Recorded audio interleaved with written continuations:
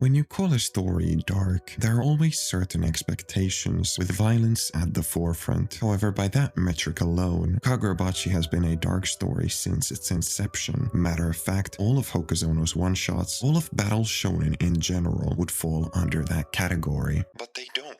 Kagurabachi's style of violence is one that normalizes blood, death, and gore in general. All of the mass murder becomes indistinguishable, which is exactly how Hokuzono gets you. By creating main characters that got their grounds from a different kind of violence, it breathes new life to what would otherwise become a dull, overdone concept. All of the enchanted blade and sorcery combat is explosive, large in scale, and lacking in intimacy because of it. But turn that violence inwards, an alleyway, a knife, or a rope, and suddenly everything becomes concrete, tangible to the reader. Kunishige's environment is unsurprising. A 20-year-old hammering away so hard he's made more swords in 10 years than most swordsmen do in their lives. Hokuzono did not make things subtle. Every idea attached to this retrospective has been drip-fed in such perfect fashion that you might have not even noticed it. Kunishige's dad is a swordsmith, but not just any kind of swordsmith, one that vies for glory. What glory? The national treasure title, because with it comes prestige and fame, the dream of every swordsmith, essentially. Their financial situation is clear. 2 working adults, the wife and the husband. Enough food of high quality for a lifetime. A single picture portrait shows how this was once any regular middle-class family. So what changed? Alcohol is first used as a delight, something to celebrate with on the weekends, but in the wrong hands becomes addictive and fast. If you take the leap of assumption that business wasn't booming like it used to, alcohol becomes the escape. But remember, being a swordsmith is seriously taxing on both the body and mind. You need to be clear-headed at all times, with close to no room for error. Becoming addicted to substances, facing even slight impaired coordination skills or emotional swings can change the trajectory of your career for good. Frustrations from work carry over to home, where 2 completely vulnerable victims are at your mercy. It's important to know just how strong you can become as a swordsmith. It's actually one of the first things Hokuzono wants to show you. Regular abuse is already bad as it is, but this is equivalent to receiving hits from a world-class boxing champion. These injuries would become more apparent as you learn that the mother went completely blind in her left eye, almost in the right one as well. After a difficult day at work, a customer burns a fuse and murders the dad at his workplace. Or so we're told.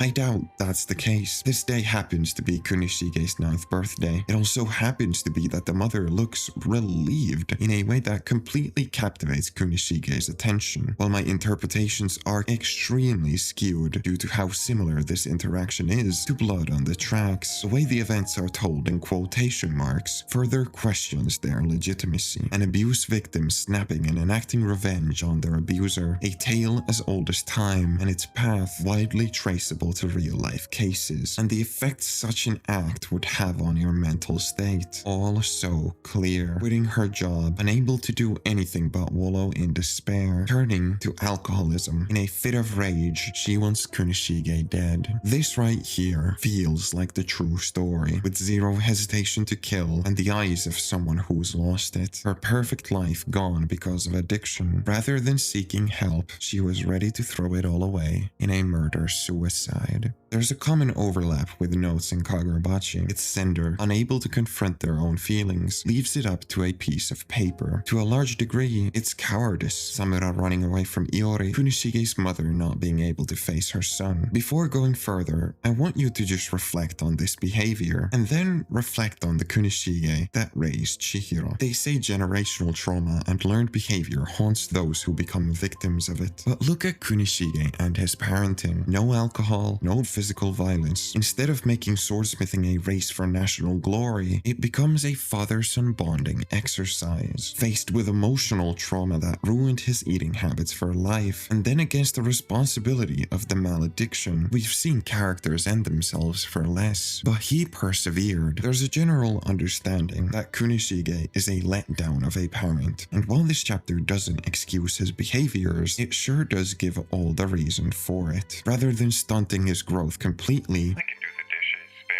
means that development from his 15 to 38-year-old self was incredibly slow, but development nonetheless. It's not so much about he never tried to become better, but more that his situation made becoming better a long-term patience game. Kunishige's mental space goes through all the hoops that are all so common with depressive thought, bunkering yourself, going AWOL, and letting all those negative thoughts fester, boil over, and eventually lead him down to suicidal thought. It's a far cry from his current self, someone so light-hearted and full of joy, you would have never thought all of this was behind him. The smiles and comedy can now be seen as a kind of coping mechanism to circumvent having to deal with your agony. Even if Chihiro's completely unaware of it, his passion to become a swordsmith will, without question, ignite those painful memories of his father, and even the possibility of a repeat happening pains him enough to lead him astray and try to push different options altogether. There's one aspect of Kunishige's death that's been slightly hinted at enough to cause a stir, but never enough to confirm. When the assassination happened, Kunishige said something. While I won't even try to predict what he said, this chapter definitely reveals the nature of it. There is, without a doubt, a kind of acceptance of his fate. Those destructive impulses from his past and present that built the idea that he's come to terms with the fact that the world would be better off without him. When your body ceases to function, all the muscles in your face stop working, and it leaves you with a certain lifeless expression. But even so, because of fictive context, the scene gives reason for the face. Mashiro is clearly sad, like he's not ready to let go yet, but almost symbolically, Kunishige's left eye is completely closed, with his right one barely having vision. A statement piece of him ending up in a state similar to his mother. While it doesn't count as a suicide, it almost feels like Kunishige was given a way out with the Hishaku, and he took it. Remember, it's all about cleaning your mess, something he failed to do, something he ultimately chose not to do.